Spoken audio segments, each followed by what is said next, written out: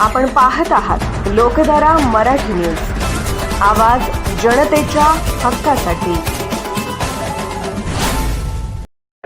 कॅन्सरचा patient आहे, इतर पण नवविवाहित किंवा तरुणींमध्ये PCOD, PCOS असे नवीन नाव आपण ऐकतो सध्या।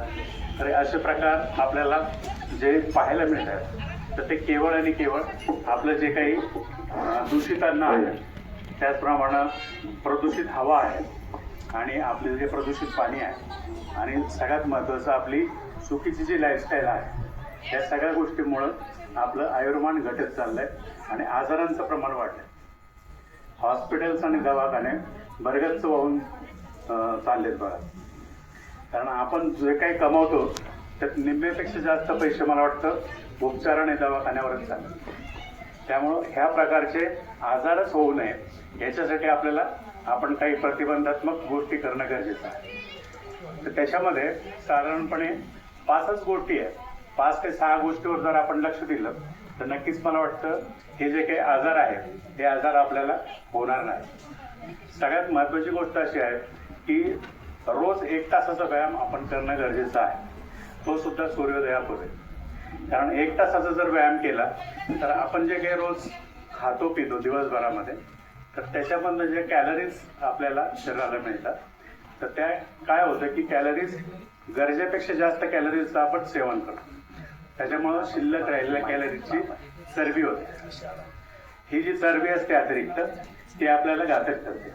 कारण ही जी चरबी आहे शरीराच्या बाहेर जशी असते तशी शरीराच्या आतमध्ये पण असते।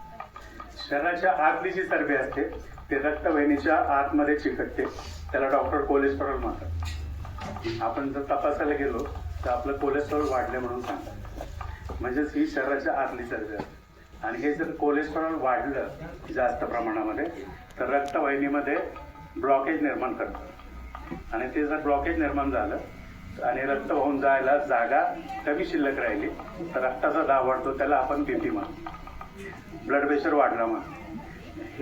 ही जी आतली चरबी आहे शरीराच्या ती जर तुमच्या स्वादुपिंड किंवा पँक्रियासच्या भोवती गुंडाळली गेली असेल तर त्या स्वादुपिंडामधून इन्सुलिन जे बाहेर येणं गरजेचं असतं योग्य प्रमाणात, तर ते खूप कमी प्रमाणात येतं आणि मग त्या इन्सुलिनचं काम आहे रक्तातील साखरेची पातळी नियंत्रित करणं, तर ती व्यवस्थित होत नाही। त्याच्यामुळे डॉक्टर म्हणतात की शुगर वाढली, डायबिटीज झाला। एकदा BP आणि डायबिटीजचा शिक्का बसला की आयुष्यभर आपल्याला डॉक्टरकडे चक्रा मारणं आणि औषधोपचार घेणं क्रमाप्राप्त होतं। म्हणून याच्यापासून जर आपल्याला सुटका करून घ्यायची असेल तर नक्कीच 1 तासाचा व्यायाम आपण रोज करणं गरजेचं आहे। त्याचप्रमाणे पाणी योग्य प्रमाणात पिणे गरजेचं आहे। आपल्याला 18 किलोला 1 लिटर पाणी लागतं, साधारण 20 किलोला 1 लिटर पाणी लागतं। तुमचं वजन 100 किलो असेल 5 लिटर पाणी रोज पिणं गरजेचं आहे। आता पाणी आपल्याला मोफत मिळतं परंतु आपल्याला त्याची किंमत नाही। जसे मोटरसायकल आहे, मोटरसायकलमध्ये पेट्रोल घालावं लागतं, इंजिनमध्ये ऑइल घालावं लागते, टायरमध्ये प्रेशर असणं गरजेचं आहे, हवा भरणं गरजेचं आहे। त्याचप्रमाणे आपल्या शरीराला सुद्धा पाण्याची गरज आहे, ऊर्जेची गरज आहे, फायबर म्हणजे तंतुमय पदार्थाची गरज आहे, प्रोटीनची गरज आहे। या सगळ्या गोष्टींची जर गरज आपण योग्य प्रमाणावर भागवली तर शरीर आपलं व्यवस्थित चालतं। प्रोटीनची जी गरज असते प्रत्येक किलोला 1 ग्रॅम प्रोटीन लागतं। त्यामुळे ते जे प्रोटीन आहे ते प्रोटीन आपल्याला कशातून घ्यायचं याचा डाएट चार्ट नक्कीच या ठिकाणी आम्ही तुम्हाला देणार आहोत। त्याचप्रमाणे तंतुमय पदार्थ म्हणजे सॅलड आपण ज्याला म्हणतो ते आपल्या ग्रीन व्हेजिटेबल्स म्हणजे हिरव्या भाजीपाल्यामध्ये असतं। त्याचप्रमाणे गाजर, काकडी, टोमॅटो, बीट, संत्र, मोसंब, पेरू, डाळिंब, पपई याच्यामध्ये तंतुमय पदार्थाचं प्रमाण जास्त असतं आणि ते आपल्याला वजनाच्या 5 पट खाणं गरजेचं आहे आणि तेच आपल्या खाण्यात येत नाही। कारण आपण कुठं पण जेवायला गेलो तर जेवणाच्या ताटात कोशिंबीर असते किंवा गाजर काकडी असते, त्याला आपण हातच लावत नाही। तर हे आपल्याला वजनाच्या 5 पट खाणं गरजेचं असतं आणि सगळ्यात महत्त्वाचं म्हणजे 1 तासाचा व्यायाम आणि 6 ते 7 तास शांत झोप आपल्याला खूप आवश्यक आहे।